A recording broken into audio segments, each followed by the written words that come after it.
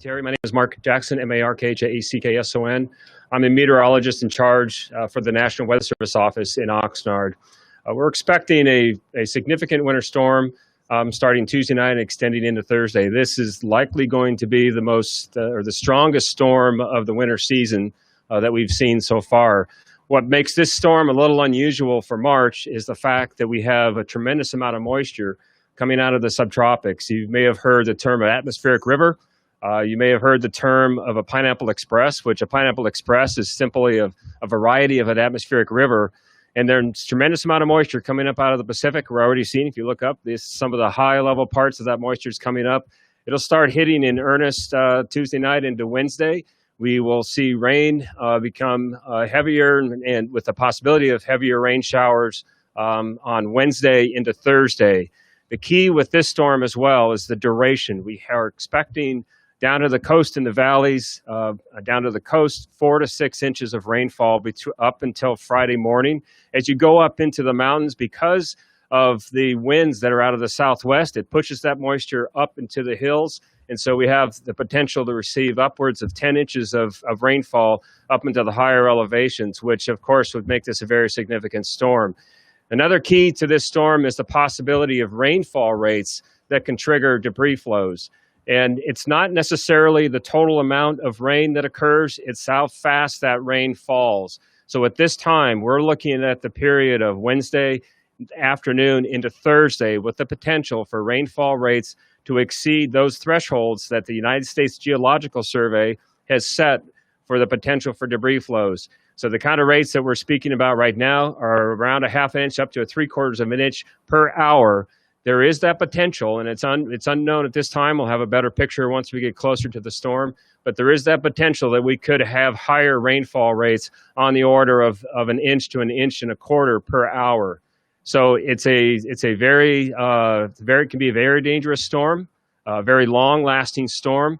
We also have the possibility not only of debris flows within the recent burn areas, but also as we get extended into the storm and the soil starts to become a little more saturated, we have the potential for some small stream and definitely urban flooding. And there is the possibility within some of the watersheds, we may have some more of the main stem flooding. We'll have to watch that as we get into Thursday.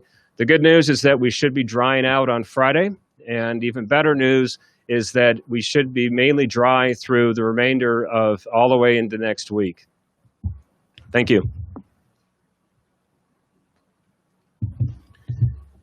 Good afternoon, everyone. I'm Sheriff Bill Brown. I want to thank you for being here. As you have just heard from the National Weather Service, we're expecting a long duration weather event with a large amount of rainfall over a 36-hour period, with totals of 2 to 5 inches at lower elevations and potentially up to 10 inches at higher elevations. The rainfall amount is predicted to reach both our hourly and 3-hour period intensity thresholds that scientists have told us could trigger a possible serious and significant debris flow. After consultation with our county emergency officials and weather experts, we are ordering a mandatory evacuation order for areas below the Thomas, Sherpa, and Whittier burn areas. This means that if you live in a red, a yellow, or a gray zone, you will need to evacuate. The mandatory evacuation order will go into effect tomorrow at noon, and we ask that everyone be out of that area by 5 p.m. tomorrow afternoon. If you have access or functional needs, or if you have large animals that need to be moved out of the area, you should begin the evacuation process now. We understand the process of evacuating is tiring and frustrating, and we know that it is an extraordinary hardship on everyone who's being asked to leave their homes or to close their businesses once again. We know it is disruptive, costly, and inconvenient. But please know that we would not be making this decision without it being our belief that it is necessary to protect your safety.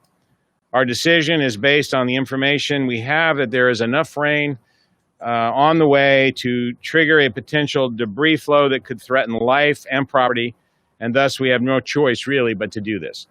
It is simply not worth risking lives to avoid evacuations. We ask that you please cooperate with the evacuation and get yourself and your family out of harm's way. And even though today was a beautiful sunny day, and in some ways it may seem counterintuitive, we are told that the forecast is not expected to change for the better, and indeed that we should expect significant rainfall in the days ahead. And that's why these evacuations are necessary and potentially life-saving.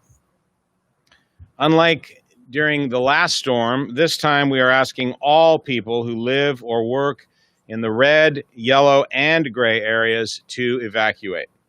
Please go to the interactive map at the county's website at readysbc.org. Again, that's readysbc.org.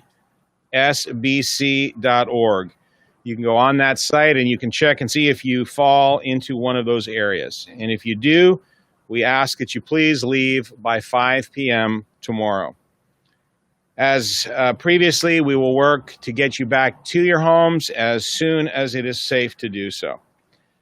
Sheriff's deputies will be going door to door tomorrow to as many locations as possible, but because of the widespread area of this evacuation, it will not be possible for deputies to contact each and every resident living in that area. So we once again ask you to spread the word about this mandatory evacuation order.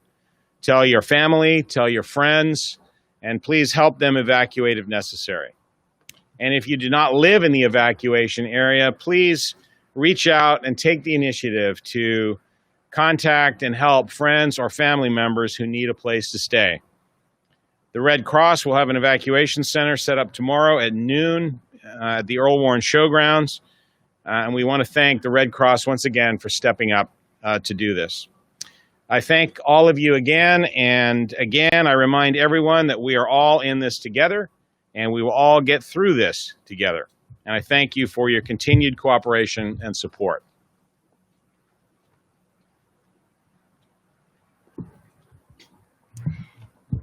Good evening. Thank you all for being here. I'm CHP Ponce, the Santa Barbara, California Highway Patrol Captain. The CHP will monitor the storm anticipated to arrive tomorrow evening and continue into Thursday morning. We will determine if public safety is at risk and whether or not the 101 needs to be shut down. During the last two storms that required evacuations, we determined that public safety was not threatened on the 101 and we were able to keep it open.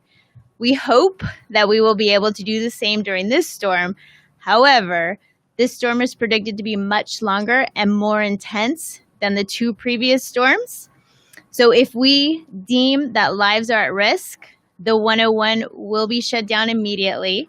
We ask that everyone stay out of the area in case the storm does cause debris flows that require us to close the 101. The last thing that we want is for someone to be caught in a debris flow or stranded on the freeway.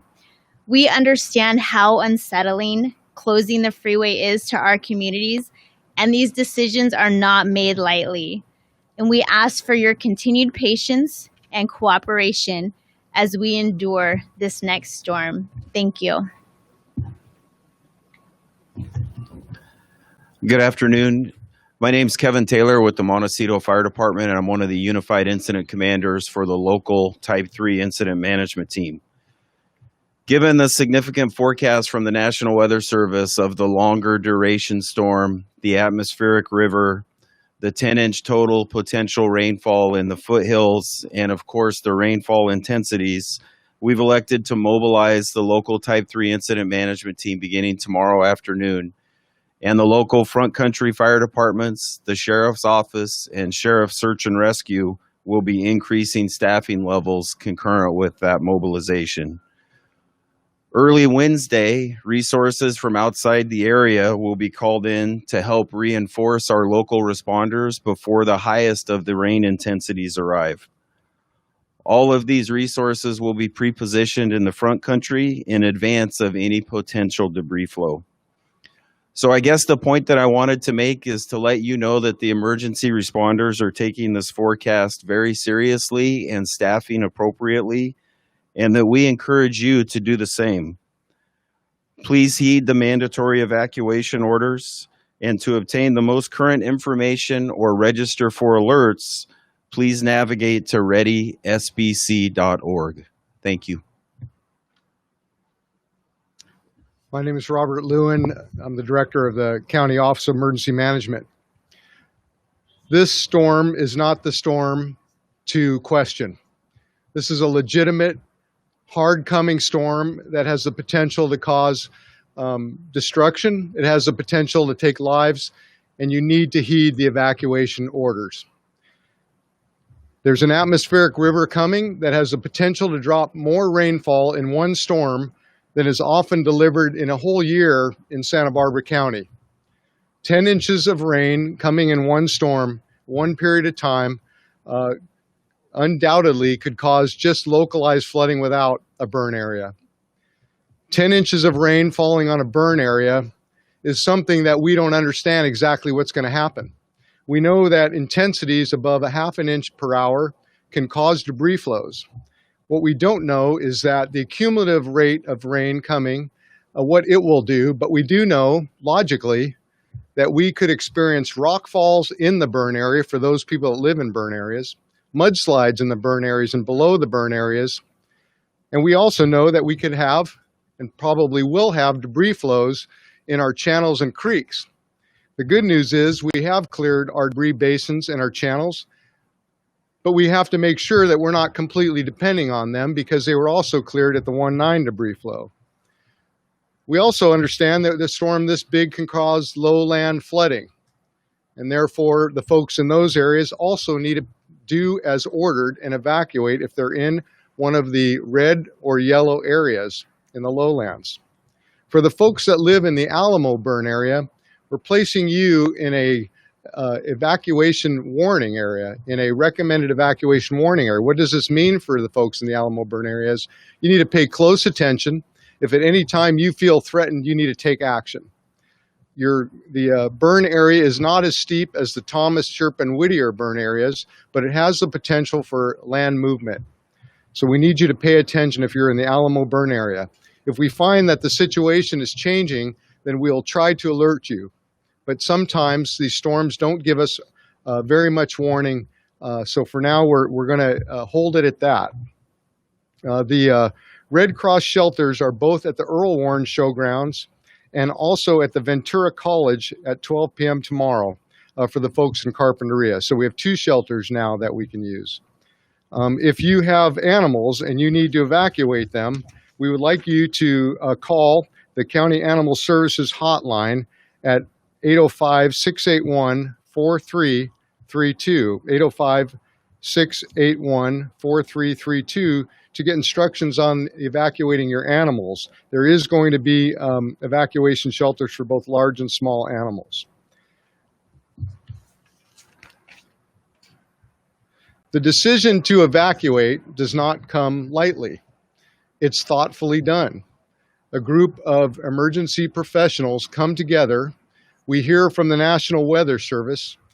We continue to consult with our scientists, and we therefore have instituted this evacuation order. It is your responsibility now to heed that evacuation order and take care of yourself and your family. I'd like now to invite up, let me make one more comment before I leave. There's plenty of debris on those mountains. We have photographs that the scientists have taken.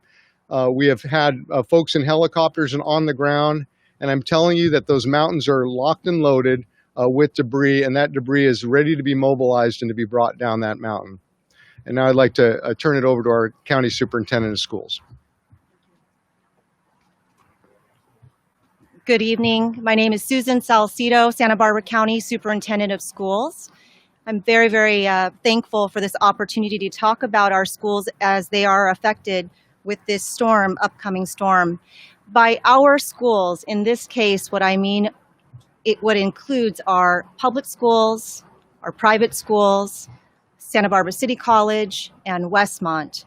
And in the areas of the public schools and private schools, I'm talking about Carpinteria, Montecito, Santa Barbara. I'll also talk a little bit about Hope School District and Goleta School District in a moment.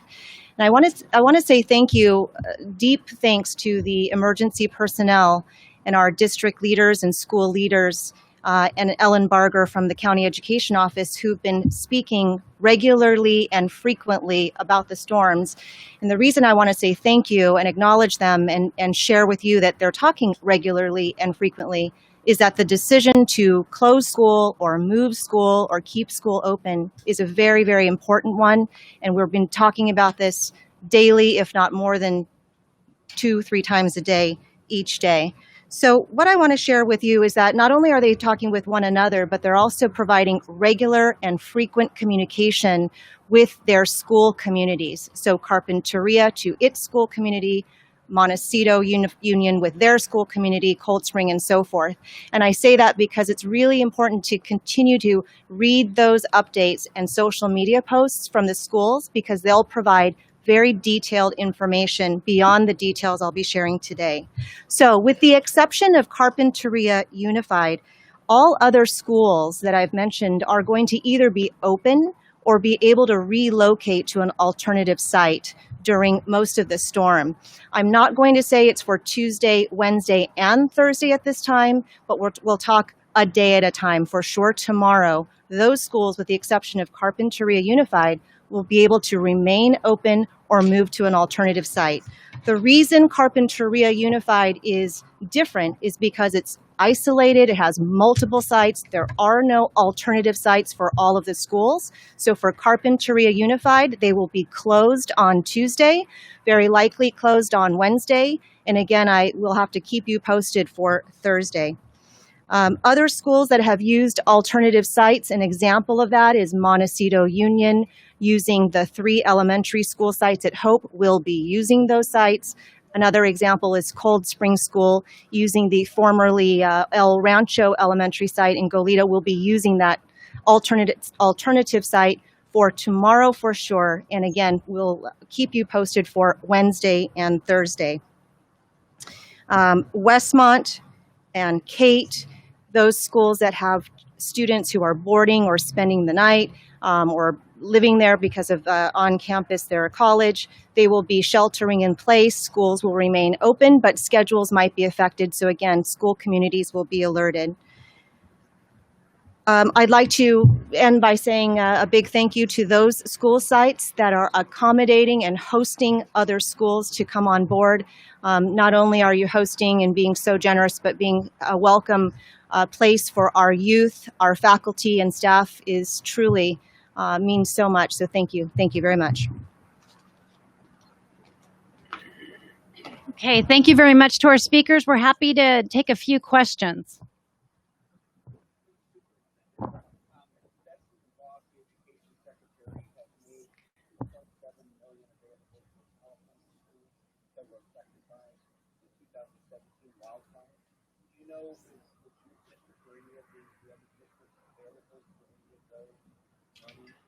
Susan, can you come to the mic, please? The question has to do with available funds for schools to be reimbursed for some of the displacements and facility costs, et cetera. Yes, all of our schools, private schools, public schools, are all aware of the different funding sources that are available to help replace and replenish costs. We're working on that. Yep, thank you. Mark, I was wondering if you could talk a little bit about looking at the most recent forecast. Seems to be suggesting that the sort of bullseye is eastern, Salazar County, western, and third county. But can you talk a little bit about how you figure out where the worst of it's going to come in and what your best thinking is right now? All right. The question referred to where we're expecting the heaviest precipitation to be within the 4-county area, and that bullseye right now is right along. If you could draw a center on the Thomas Burn area, that's where that bullseye would be. What we use is a collection of sophisticated numerical models that give us a numerical forecast of the expected precipitation. We also know that with this type of situation, with the way the storm is coming in and the way that the winds are blowing, the direction of the winds are blowing from southwest to northeast directly into this massive, from sea level to 10,000 feet in no time at all, that pushes that air up. And so that's why we're able to aligned where those winds are coming from with the orientation of those ridges to be able to say that, especially within these hills of Santa Barbara County, that's where we'll expect to see the highest rainfall totals across the area. And I want to emphasize again what Rob Lewin said earlier on the amount of debris that is up in those basins. The county has taken extensive efforts to tour those basins and have concluded that there is still plenty of debris left in those channels. This is something that we see every year with every burn area. The fact that there's been one debris flow doesn't mean that the threat is less. In fact, it means that the threat is even greater, because if you look at the dynamics of these channels, and what the previous debris flows did is they cleared out the channels, and now all of that eroded earth and soil is now uncovered and allowed any other loose rocks and debris to now come down even easier. So it's almost even a higher threat now that we've even had one debris flow. And these things move at tremendous speeds. We saw how fast those moved on January. We had video of those. They moved too fast to outrun. And so that's why you absolutely must heed the warnings of the officials for evacuations and don't take your chances. Is there any history of these type of extra debris flows around the world that you know of that kind of show as an example? You mean in terms of a repeat debris flow after one's already occurred? So the question was about any other situations that we've seen in which we had a debris flow after one occurred. As a matter of fact, we did in 2009 and 2010 above La Cañada Flint Ridge. We had a debris flow in November of 2009. And of course, that then followed with a very catastrophic debris flow on February 6th of 2010. Same burn area. It's a matter of where these cells all line up. Keep this in mind as well. With the debris flows we saw in January, that everything lined up just right for that debris to come down. But there's other basins that did not have any debris that came loose that still can come down and funnel down into the coastal plain. So that's why the threat will not be over, and we're a long ways from that threat being over. It's a little different to tell the way these debris flows work. There's a lot of factors such as slope. We had everything kind of come together in what you call a perfect storm in January, but we also have other basins up there that have similar orientations where if you get the right amount of rainfall on the upper reaches of those basins that can then funnel in and all kind of come down together. If you go look up on those hills, it's been doing it for thousands and thousands and thousands of years. It's a natural flow of everything down to the ocean. And so how they all behave in different areas, say in La Conchita, you heard mentioned earlier of the Alamo fire, and you have a little bit different slopes up there. You don't have the same slope that you have here. You also have to consider burn intensity. This was an incredibly hot fire above Santa Barbara and above Montecito. And when you get that incredibly hot fire, what you do is it really crystallizes the soil and really prevents any water from going and seeping through the soil. It just runs straight off, and it'll take any debris with it down the hill. Rob, just a comment. We, a little while ago, received an alert on our cell phone that cited through the HOA system. Can you talk a little bit about the timing of that? Why use that now? So the question is the use of WIA alerting, but in general, I'm going to answer about all of our alerting methods. Just a little while ago, we issued an alert. The methods that we used to issue the alert was the Aware and Prepare alerting system, which sent a text message, an email, and a phone call, a robo phone call to landlines as well as cell phones to everybody that signed up. And the robo calls to the landlines go to everyone, whether they're signed up or not, if they have a landline. We also issued the Wireless Emergency Alert System. It's a 90-character message, so it's a bit cryptic, but what we put in there is for people to understand that if they're in a burn area, that there's an evacuation tomorrow at noon. And that would target, hopefully, the people. And the reason I say hopefully is sometimes a message goes out to a broader area than intended, but the target area is for the people in the burn areas. So the folks in the Thomas Fire, Whittier, Sherpa, and Alamo all received that WIA alert. And so that was set out now so that people can understand that there's something of urgency. As we all know, during the 1/9 debris flow, there was some talk about the issuing of a WIA. Generally speaking, the WIAs for weather alerts are only done by the National Weather Service. So this WIA alert was just done as a heads up. When the National Weather Service issues a flash flood warning, they will also be using this WIA system. We may also use it at different times to alert the public. Unfortunately, it's limited to 90 characters, and it makes for a very cryptic message.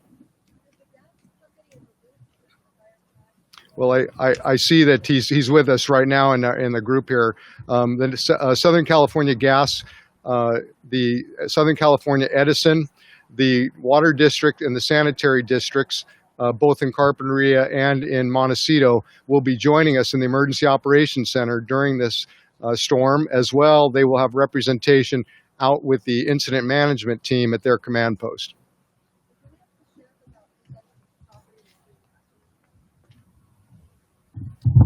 The question was what steps will be taken to protect property that will be evacuated, and we can assure you that sheriff's deputies and allied agencies will be available and will be patrolling the areas that are evacuated. So there'll be a heavy law enforcement presence in those areas to protect those areas.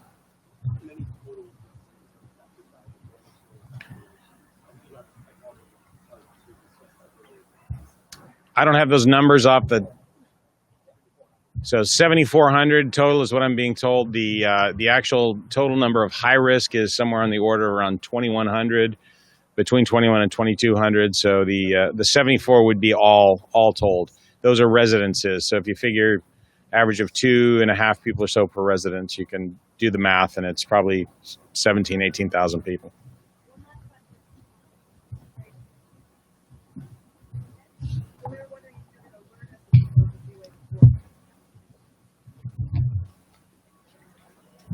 The question was if we were going to alert if the 101, before we close the 101, if we have that opportunity, absolutely we will. We're going to be working with our partners in the fire department and the sheriff's department watching the hillside.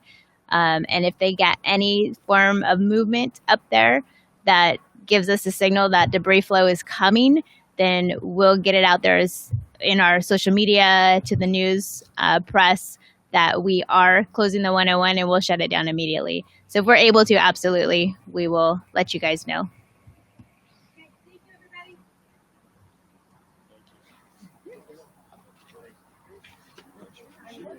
Mr. Bolton? Yeah, how are you, sir? Good, good. Can I just ask a couple